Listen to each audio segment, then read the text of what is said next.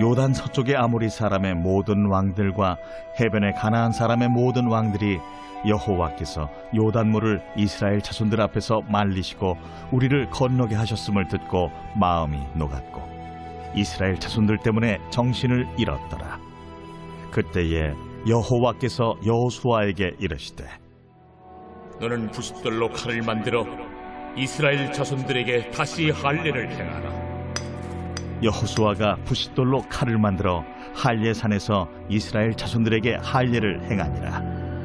여호수아가 할례를 시행한 까닭은 이것이니 애굽에서 나온 모든 백성 중 남자 곧 모든 군사는 애굽에서 나온 후 광야 길에서 죽었는데 그 나온 백성은 다 할례를 받았으나 다만 애굽에서 나온 후 광야 길에서 난 자는 할례를 받지 못하였습니다.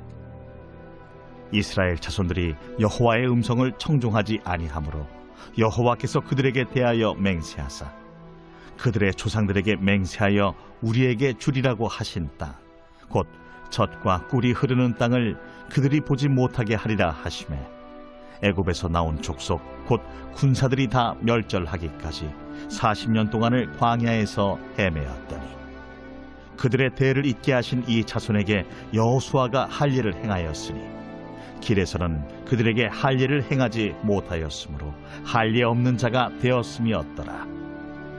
또 그 모든 백성에게 할례 행하기를 마치매 백성이 진중 각 처소에 머물며 낫기를 기다릴 때에 여호와께서 여호수아에게 이르시되 내가 오늘 애굽의 수치를 너희에게서 떠나가게 하였다 하셨으므로 그곳 이름을 오늘까지 길갈이라 하느니라. 금요일을 맞아 아침을 여는 묵상의 자리에 올라오신 기리회 교회 교우 여러분, 주님 이름으로 사랑합니다. 축복합니다. 유목민으로 광야를 떠돌아다니던 이스라엘은 요단강을 건너는 것으로 드디어 오래전 하나님이 약속으로 주신 가나안을 자신의 땅으로 갖게 되었습니다. 얼마나 감격스러웠을까요? 그런데 말이죠, 새로운 땅이 그들에게 주어져 있지만 그저 그들의 소유가 되는 것은 결코 아니었습니다. 땅을 정복해야만 했죠. 이전의 말씀에 따르면 원수를 이기고 땅을 발바닥으로 밟아야만 그들이 누리게 될 터전이 되는 것입니다.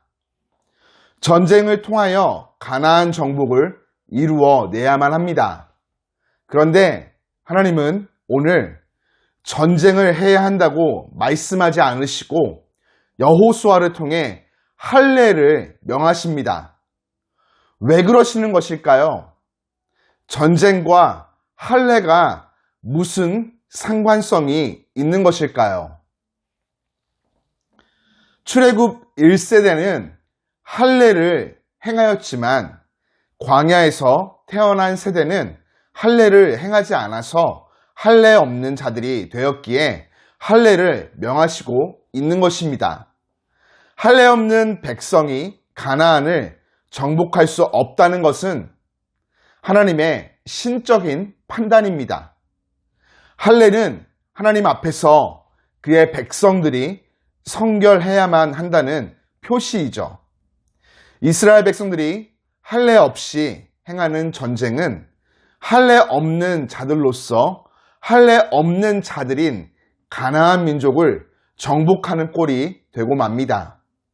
하나님은 이스라엘 백성들로 하여금 가나안에서 단지 물리적인 싸움으로 이기게 하시려는 것이 아니었습니다. 가나안 민족의 진멸은 죄와의 결별을 의미합니다. 그렇기에 할례는 전쟁을 위한 선결 조건이 되는 것이죠. 할례 받은 자로 이스라엘은 가나안 땅에 하나님의 거룩한 문화를 심어야 하는 책임을 갖고 있습니다. 그 사명을 감당하지 못한다면 이스라엘의 전쟁은 탐욕스러운 욕망에 대한 미화에 지나지 않는 것입니다.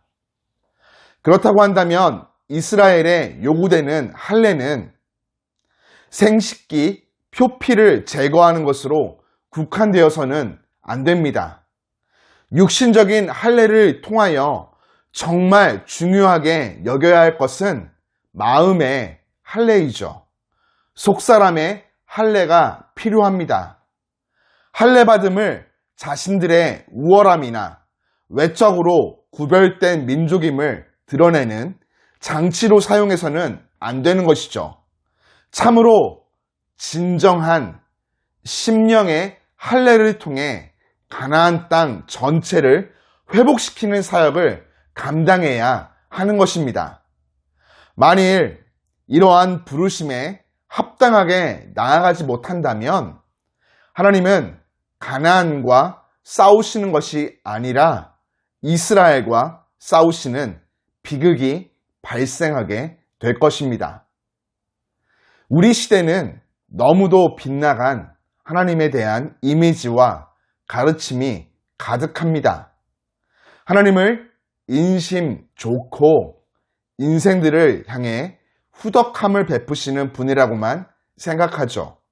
어떤 죄를 지었든지 개의치 아니하시고 용서의 팔로 안아주시는 분처럼 여깁니다. 네, 맞습니다.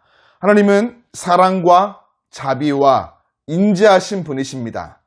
그러나 그것만이 끝이 아닙니다. 하나님은 거룩 그 자체이시고 공의와 정의이십니다.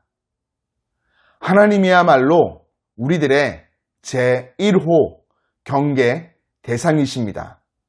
하나님의 백성들에게 성결을 요구하시는 하나님 앞에 거룩한 두려움으로 서야 하는 것이죠. 그것이 하나님이 주신 은혜로 오늘을 살아가는 우리의 바른 삶의 자세입니다. 사랑하는 교우 여러분, 이스라엘은 가나안을 정복하기에 앞서 성결하기 위해 할례를 행하였습니다. 오늘 우리는 세상을 정복하기에 앞서 어떤 자세로 있는지요? 육신적인 할례를 넘어서 마음의 할례를 받아야 하겠습니다. 하나님을 경외하는 자세로 주어진 자리에서 세상을 회복시키는 삶을 살아가는 것이죠. 간절히 바라고 소원하기는 오늘 새로운 하루를 시작함에 주님이 보내시는 각자의 삶의 영역에서 마음의 할례를 받은 자로 주님만을 경외하며 따르기를, 거룩한 하나님 나라의 문화를 이 땅 가운데 심고 세워가기를 예수님의 이름으로 축복하며 응원합니다.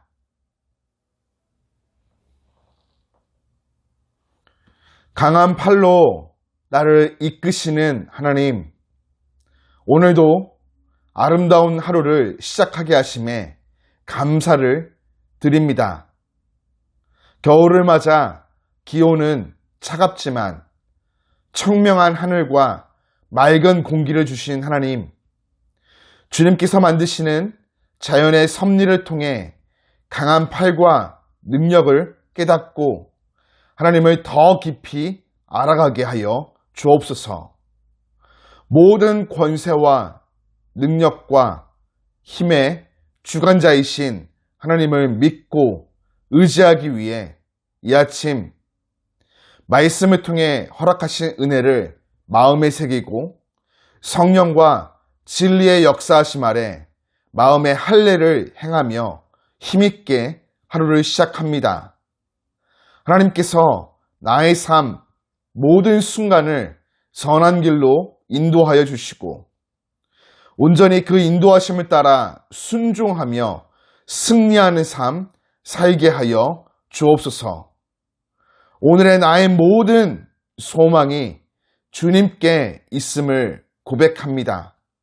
주님의 거룩한 뜻 가운데 소망이 아름답게 성취되어지며 주님만을 더욱더 사랑하고 의지하는 삶 살게 하여 주옵소서. 깊어져가는 겨울, 하나님의 사랑이 내 안에 더욱 깊어지며 풍성해지도록 은혜 베풀어 주시고 하나님으로 만족하는 복된 인생 되게 하여 주옵소서. 예수님 이름으로 기도드립니다. 아멘.